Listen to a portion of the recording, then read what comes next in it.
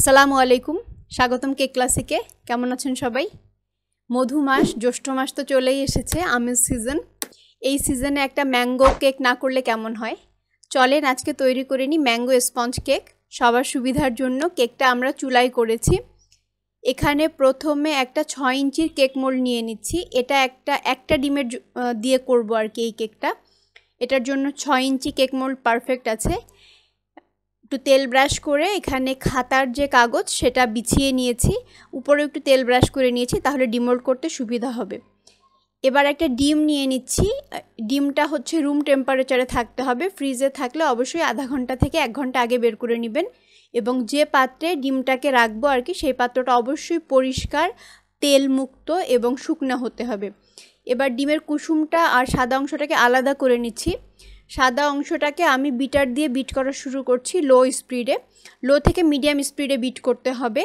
এই পুরা বিটিংয়ের ভিডিওটা হচ্ছে রিয়েল টাইমে আছে, মানে আমার যতক্ষণ লেগেছে আমি ততক্ষণের ভিডিওটাই পুরো দিয়েছি।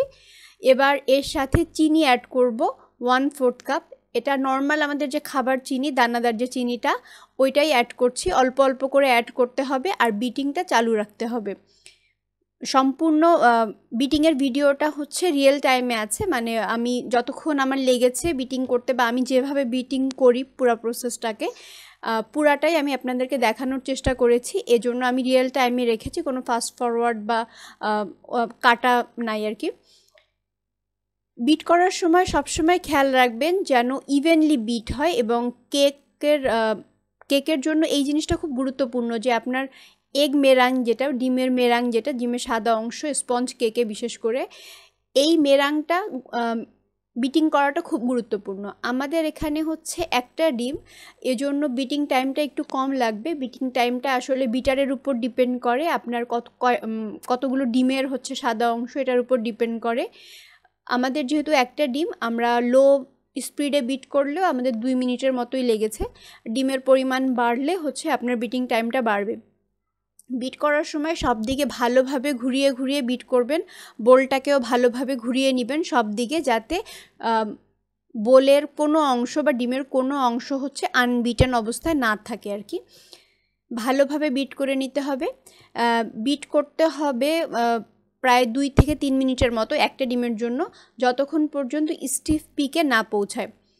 এগ মেরাঙের জন্য আমার একটা ডিটেলস ভিডিও আছে, ওই ভিডিওটা আপনারা দেখে নিতে পারেন।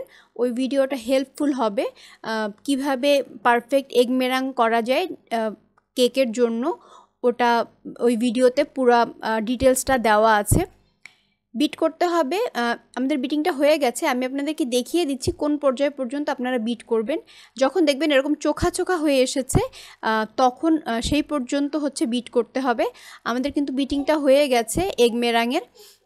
বিটিংটা হয়ে যাওয়ার পরে আমি ডিমের কুসুমটা মিশিয়ে নিয়েছি, মিশিয়ে একটু আলতো হাতে মিশিয়ে নিচ্ছি। আমি হ্যান্ড উইস্ক বা স্প্যাচুলা প্রেফার করি মিশানোর জন্য।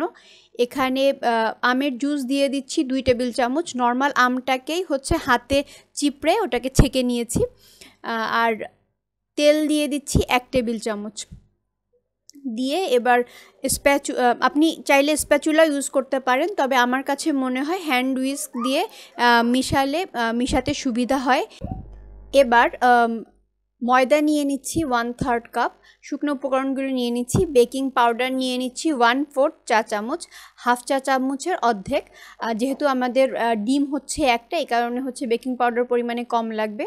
চেষ্টা করবেন সবসময় ভালো ব্র্যান্ডের baking powder, baking soda use করতে।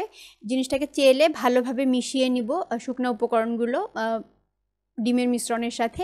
আমাদের এখানে যেহেতু একটা ডিমের কেক, এই কারণে হচ্ছে আমি একবারে মিশিয়ে নিয়েছি। আপনারা যদি বেশি পরিমাণে করেন, সেক্ষেত্রে আপনারা শুকনো উপকরণটা 2 বারে অথবা 3 বারে ডিমের মিশ্রণের সাথে মিশিয়ে নেবেন। আমাদের মিশানোটা প্রায় হয়ে গেছে।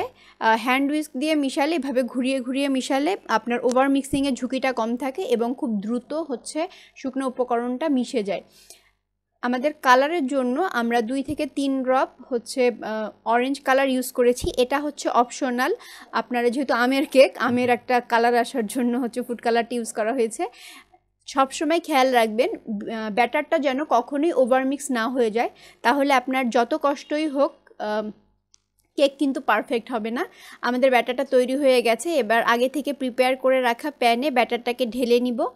ঢেলে একটু ট্যাপ করে নিতে হবে যাতে সব জায়গায় ইভেনলি ছড়িয়ে যায় এবং ভিতরে যদি কোনো এয়ার বাবলস থাকে সেটা বেরিয়ে যায়।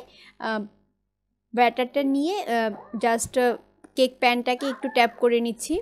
এবার চুলায় একটা পাত্র বসিয়ে কিছুক্ষণ 5 মিনিটের মতো হিট করে নিয়ে ওখানে বেক করে নিব 20 থেকে 25 মিনিটের মতো। আর ওভেনে বেক করলে 180 ডিগ্রি সেলসিয়াস তাপমাত্রার প্রিহিটেড ওভেনে 20 থেকে 25 মিনিট বেক করলেই হয়ে যাবে। এই কেকটা আসলে ছোট কেক, খুব বেশি সময় লাগবে না, 20 মিনিটে এটা বেক হয়ে যাবে। আমরা এবার একটা টুথপিক দিয়ে কেকটাকে চেক করে নিচ্ছি।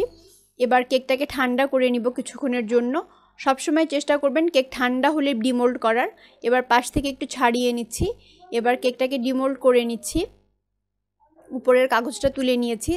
তেল ভালো করে ব্রাশ করলে কিন্তু উপরের কাগজটা খুব দ্রুতই চলে আসে। আপনারা দেখেই বুঝতে পারছেন কেকটা কি পরিমাণ স্পঞ্জি হয়েছে। আমি আপনাদের একটু স্লাইস করে দেখিয়ে দিচ্ছি। এই কেকের ডেকোরেশনের ডিটেলস ভিডিও আমি দিয়ে দিব। আমি আপনাদেরকে দেখিয়ে দিচ্ছি কেকের ভিতরটা কি পরিমাণ সফট হয়েছে। আপনারা দেখেই নিশ্চয়ই বুঝতে পারছেন যে কেকটা কি পরিমাণ সফট হয়েছে। খুবই সহজ প্রসিডিউর, তৈরি করে ফেলুন আমের কেক। জানিয়ে দিন কেমন লাগলো।